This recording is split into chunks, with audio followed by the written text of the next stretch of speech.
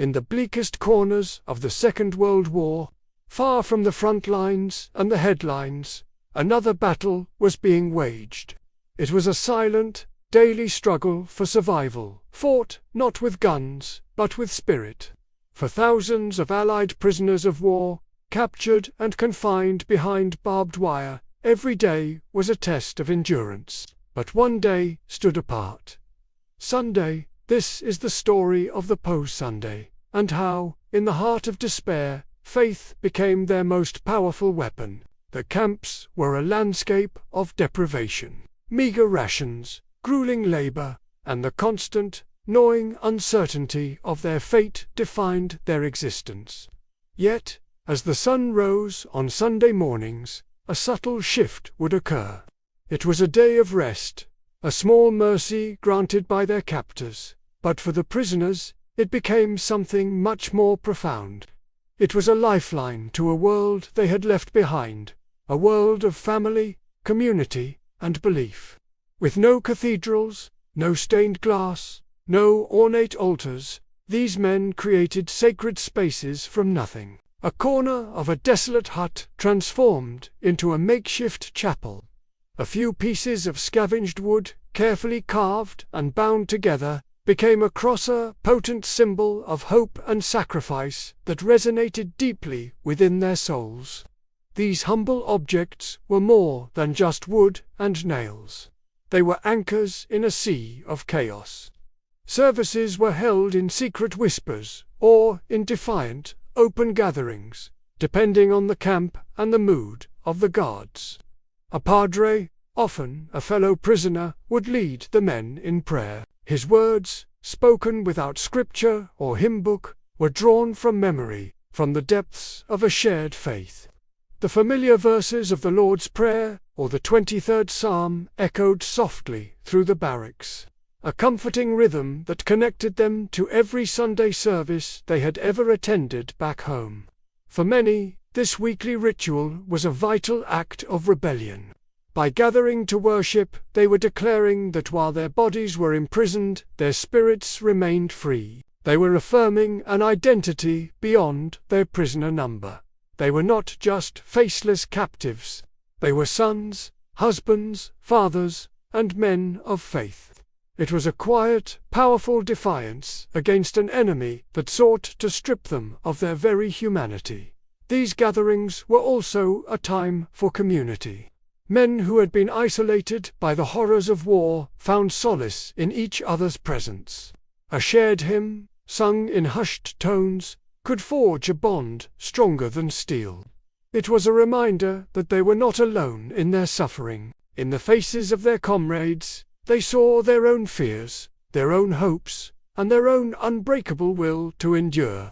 The camp chaplains played a role of immeasurable importance. Men like Padre John Weir, captured at Tobruk, or the American chaplain Father Emil Capone, who would later serve in Korea, became pillars of strength for their flock.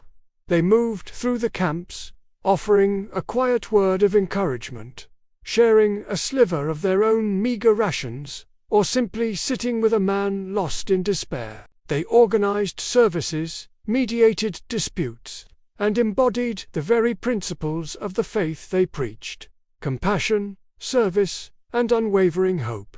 Their sermons were not abstract theological debates. They were raw, honest, and spoke directly to the men's reality. They talked of endurance, of finding light in the darkness, and of the promise of a future beyond the wire. They reminded the men that their suffering had meaning, that it was a test of their character and their belief. For men teetering on the edge of collapse, these words were a lifeline, pulling them back from the abyss. But faith on a POWs Sunday wasn't confined to formal services. It was a deeply personal affair, a quiet communion with the divine and with memories of home. It was the moment a man would pull a tattered, worn photograph from his pocket, a faded image of a wife's smile or a child's bright eyes.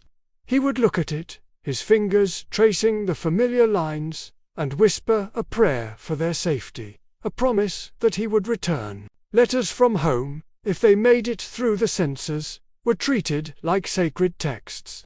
A single page, filled with news of daily life, a garden planted, a child's first steps, a simple message of love, was a treasure beyond price.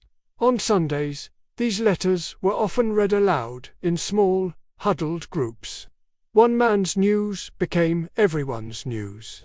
The joy of a letter received was shared, as was the sorrow of a man who received none. Through these words, families were present, their love a tangible force that reached across continents and through prison walls. This act of reading and rereading letters was a ritual in itself. It was a way of keeping family alive in their minds, of holding onto the life that awaited them. It fueled their determination to survive, to one day close the distance and turn those written words back into spoken ones, to turn the memory of an embrace into a reality. The hope of reunion was a powerful prayer, repeated silently in the hearts of thousands. The creativity born from this spiritual need was astonishing.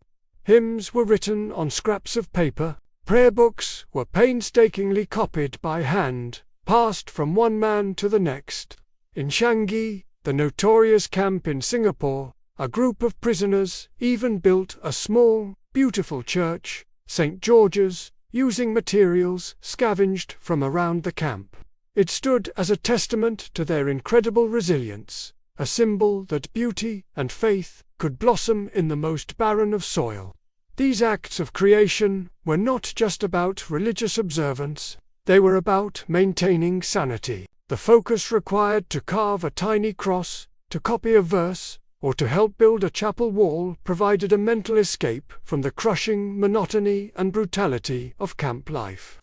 It was a way to impose order on chaos, to create meaning where there was none, and to keep the mind sharp and the spirit intact. Of course, not every prisoner was a man of devout faith. For some, the horrors they witnessed shattered their beliefs. The camp was a place of doubt and spiritual crisis as much as it was a place of faith. But even for the skeptics, Sunday had a special significance. It was a day of reflection, a pause in the relentless struggle. It was a time to think, to remember, and to muster the mental fortitude for the week ahead. The quiet of a Sunday afternoon offered a space for introspection. Men would sit alone, staring at the wire, lost in thought. They would remember the taste of a home-cooked meal, the feeling of green grass under their feet, the sound of laughter. These memories were both painful and precious. They were a reminder of what had been lost, but also a powerful motivation for what could be regained. This mental and emotional exercise was its own form of spiritual survival. As the years of captivity dragged on, these Sunday rituals became the rhythm of their lives. They were a constant in a world of terrifying unpredictability. The changing of the seasons was marked not by a calendar, but by the cold of a winter service or the welcome warmth of a spring sun during a quiet moment of prayer. Sunday was the peg on which they hung their week, the point of reference that kept time from dissolving into a meaningless blur. It provided a structure, a sense of normalcy, however fragile. The simple act of marking one day as different from the others was a way of holding on to civilization. It was a refusal to descend into the barbarism that surrounded them. They were prisoners, yes, but they were still men who recognized the sanctity of time, rest, and reflection. When the war finally ended and liberation came, the prisoners emerged, gaunt and weary, but not broken. They carried with them the physical scars of their ordeal, but also an inner strength forged in the crucible of the camps. For many, the faith that had sustained them through the darkest of days became a guiding principle for the rest of their lives. They had faced the ultimate test and had found their beliefs not weakened, but profoundly strengthened. The makeshift crosses, the hand-copied prayer books, the secret chapels, these were the tools of their survival. They were the evidence of a spirit that refused to be extinguished. In the silence of their Sunday gatherings, in the shared whispers of a prayer, in the lonely communion with a cherished memory, these men discovered a resilience they never knew they possessed. They found peace where none should exist, and in finding it, they found their way home.